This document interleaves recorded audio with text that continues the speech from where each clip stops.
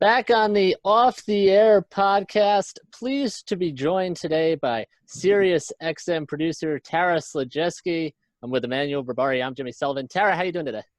I'm doing great, Jimmy and Emmanuel. I hope you guys are doing well too. We're doing okay. Thanks for being here. We really appreciate it.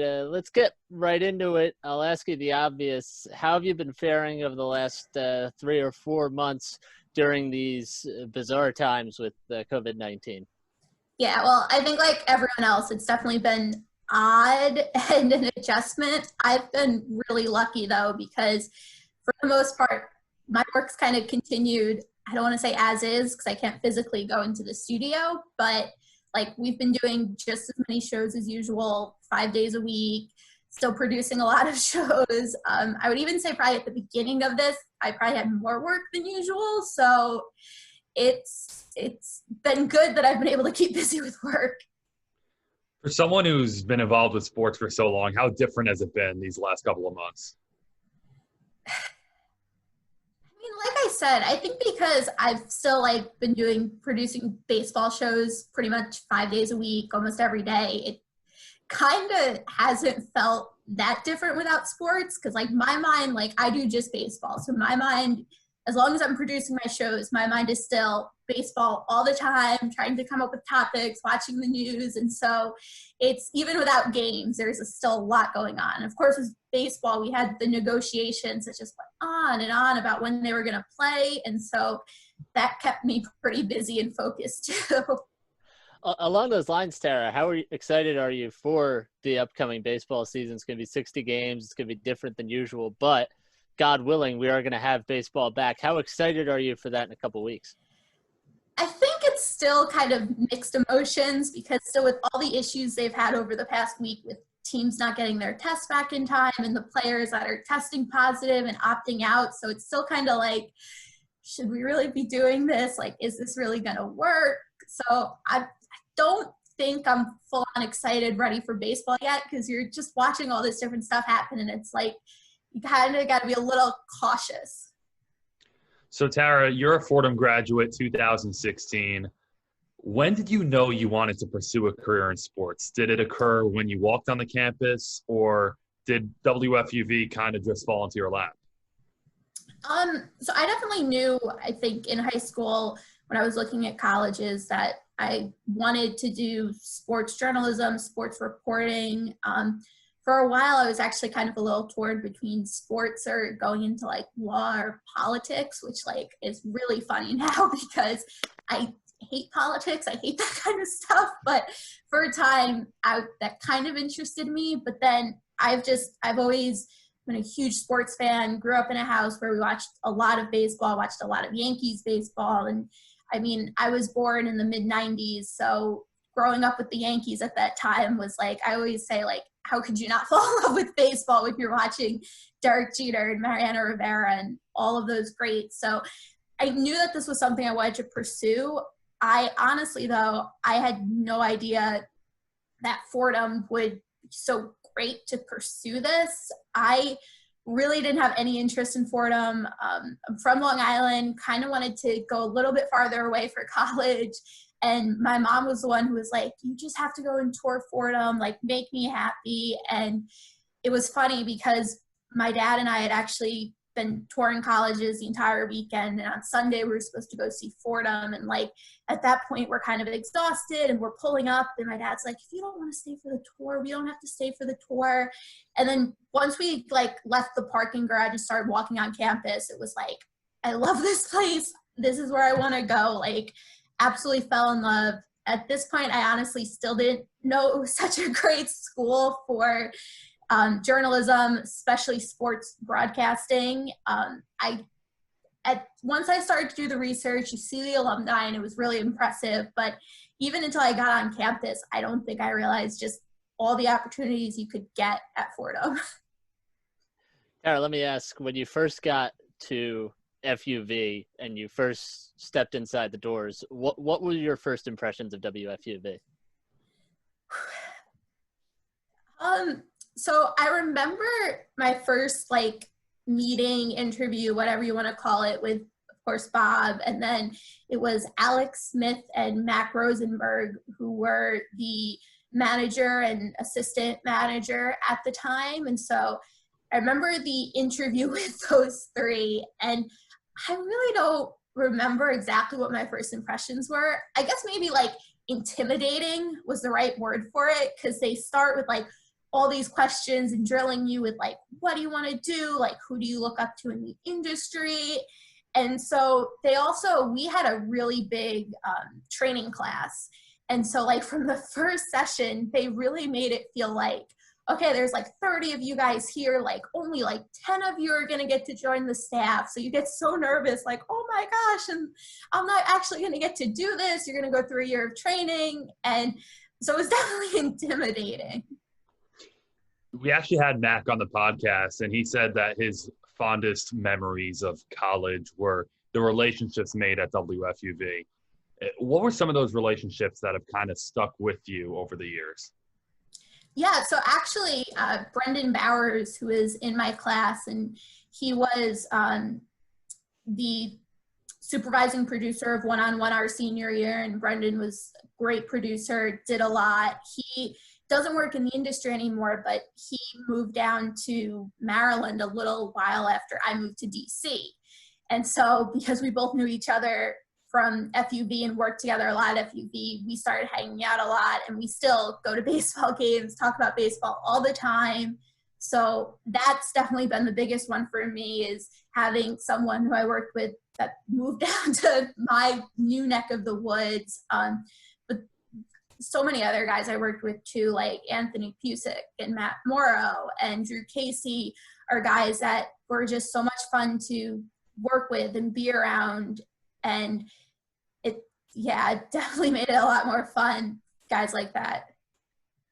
Tara, I wanted to ask, what part of FUV, obviously there's a lot of things you could do with FUV between one-on-one and beat reporting and covering Fordham games, etc.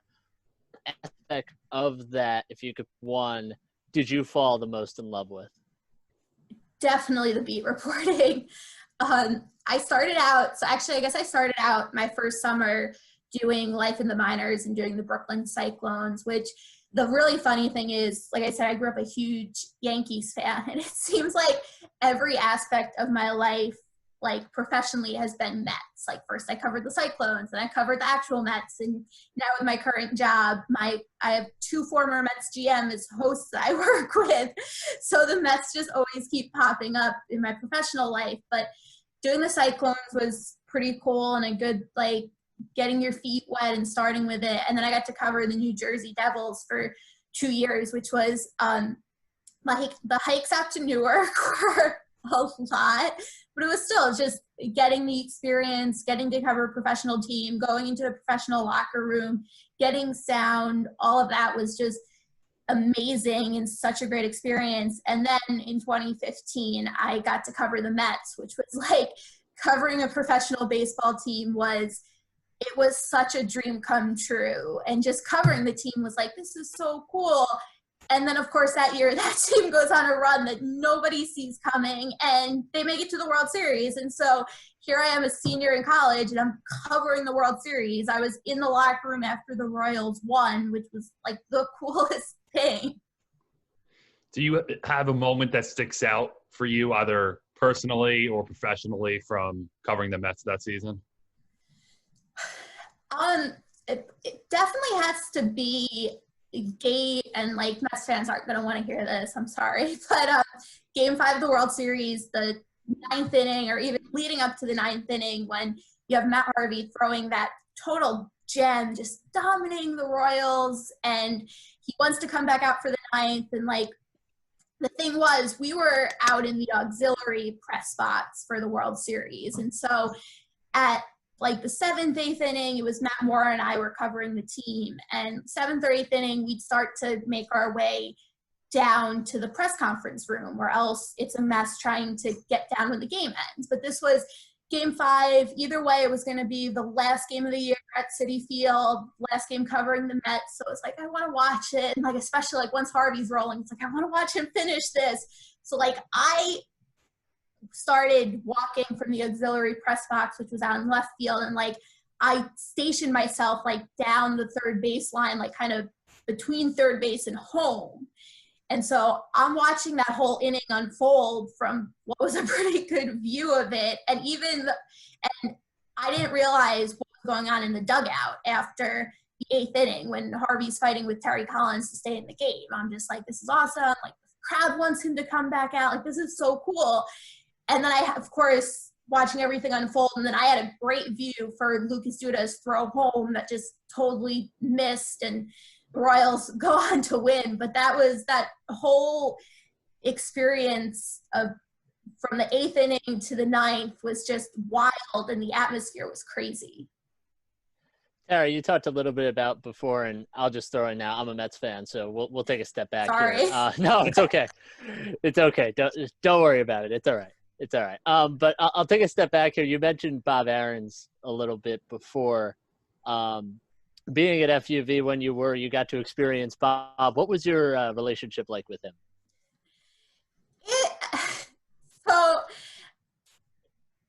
Overall, it was really good. But I think like anyone, you have your bumps. I think especially because I went into FUV, I wanted to be on air. I wanted to be a sideline reporter. And my path was not to be on air. And I love producing now. I'm very happy with where I am. But there were definitely times where you're angry with Bob because he's not giving you the chances on air that you want. But I think in the long run, he definitely helped me in a lot of ways by like making me really have to work for different opportunities and getting me in a position where I could be a really good producer and be ready for the job I have now. What was that conversation like? Was there any piece of advice that sticks out that Bob maybe instilled in you that led you on that path? I don't know if there was a single piece of advice. Something I think about that's more specific with producing is I remember Bob used to always be like, when you're producing, you have to ask the right questions. And when you're in college and you're producing one-on-one or football games or basketball games, you're kind of like, oh, okay, what does that mean? But like, there's so many times in my job now producing a morning show that it's like, oh, that's what that means. Like, I find myself, I'm asking questions all the time to help the show and to help guide things. And that's something that's really stayed with me just in regards to how to produce. You talked about your path kind of changing 3 or 4 years in college. At what point did you decide, hey, I can be a producer after graduation. I can do this even after I'm done with college? When I got my job right around graduation. I mean, I say that half jokingly, but I think at the same time, when you're applying to jobs and you're about to graduate, it is kind of, until you get a job offer, who knows what's going to happen. It's really hard when you send out a lot of resumes and you don't hear back from places. And I was really fortunate because I already had my foot in the door at SiriusXM because I interned there and a lot of people knew me there. And so until you get that job offer, it's still kind of like, what's going to happen next? How much did one-on-one prepare you for that? You have 5 roles essentially, and it's a team collaborative effort. You get in there at 10 a.m. on a Saturday. How much did that prepare you for the real world? Yeah, a lot, especially for me, because pretty much what I'm doing now is one-on-one every day, a 3-hour sports call-in show every single day. And so learning about making rundowns and planning out the show and what kind of guests are you going to want, what topics you want a guest for, and just learning how to cover 3 hours worth of material is a lot, because 3 hours can be a really long time, especially, I mean, there's times a year, it was like September, where you have Jets, Giants, Yankees, Mets, like all the sports are going on. And then there's other times where it's like March and the Jets and the Giants their seasons are done. And the Yankees and Mets are in the days of spring training where there's not much going on. And the NHL and NBA playoffs still haven't started. And so figuring out 3 hours worth to talk about is definitely a learning experience. You talk about filling those 3 hours and your job now is primarily concerned with baseball. And before the negotiations fireworks, there were about 2 months there where you had no games and also a gap between that and negotiations. So how hard was that for those 7 or 8 weeks to try to fill those 3 hours every single day?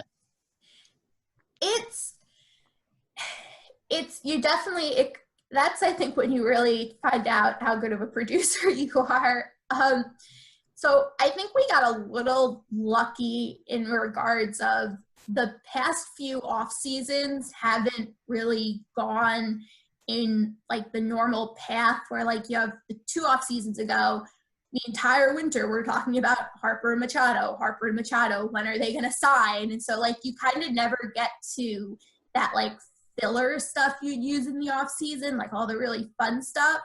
And then this past off season, okay, everyone signed in December, that's great. And then second week of January, boom, Astros, biggest cheating scandal in 100 years. And so again, like there's so much stuff that we had discussed, thought about in the off season that we never got to. And so you start circling back to that stuff in March, April, May, and it helped once in May we got to go. So we weren't live for the first month and a half of this. We were doing recorded shows. And then in early May, we went live again. And going live again meant getting callers. And once you get callers, that just kind of opens up a whole lot more because you can start rolling with a topic and get calls on it for 2 hours. What do you think the negotiations and the eventual result of a 60-game season means for the long-term ramifications for the sport? There were a lot of people talking about how it could damage the sport moving forward. What do you see for baseball moving forward? I would say it probably won't damage it as much as people think, just because I think in regards to the MLB-PA relationship, I think it was already pretty rough. And so I don't think the past months of negotiation is going to make one, like, it wasn't going to help that, and it already wasn't in a good spot. So it kind of can't get worse. I think as long as they get back on the field and start playing, it's one of those things where people are going to be happy to see baseball back. People are going to be excited. And I know everyone made a big deal about it being the first sport back, but it still kind of is going to be the first sport back. The NBA is not supposed to start until like a week after.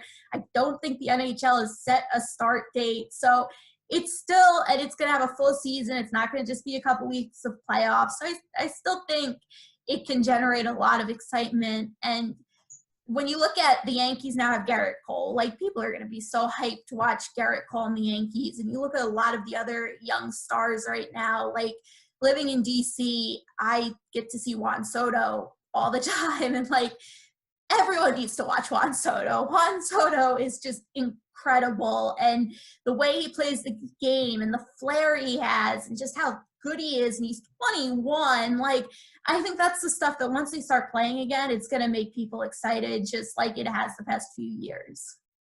Juan Soto is certainly an exciting player. I'll end on a Fordham/FUV note. In your 4 years at Fordham and your time at FUV, if there was one favorite memory that you had, what would it be? I'm probably going to have to go back to covering the World Series. And really that whole year, like I said, I grew up a huge baseball fan, and getting to cover a baseball team from start to finish was so much fun, and going to the ballpark every night, and then that team getting so good and what they did and the pitchers and the talent that team had. And Max Scherzer is incredible, and Steven Strasburg is incredible, guys that I watch a lot. I do not think I've experienced anything like being in the ballpark that year on nights that Matt Harvey pitched.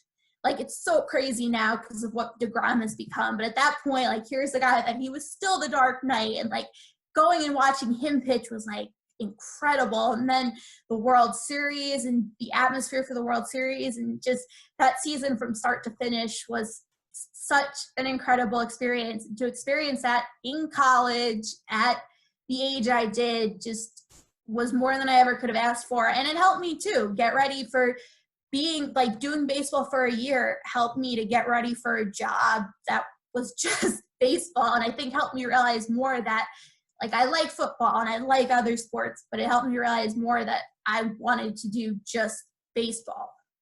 You catch her on SiriusXM, a producer for their baseball content, and WFUV alum class of 2016. Tara, thank you so much for spending some time with us. Really appreciate it, and be well and stay healthy. No problem. You guys stay healthy too. Thanks, Tara.